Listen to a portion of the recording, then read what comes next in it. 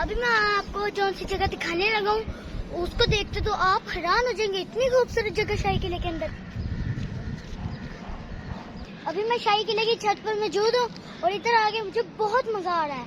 दोस्तों देखिए, यहाँ से सामने ही मीनार पाकिस्तान, उसके सामने सिखों का गुरुद्वारा और उसके साथ ही बादशाही मस्जिद, और जिधर मैं खड़ा हूँ ये है शाही किले की इमारत, जो बहुत खूबसूरत नजारा पेश कर रही है।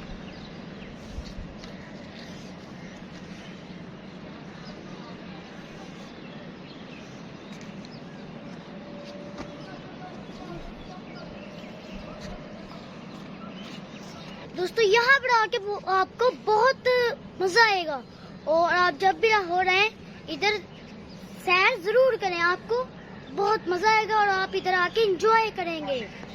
और ये बहुत प्यारी जगह है।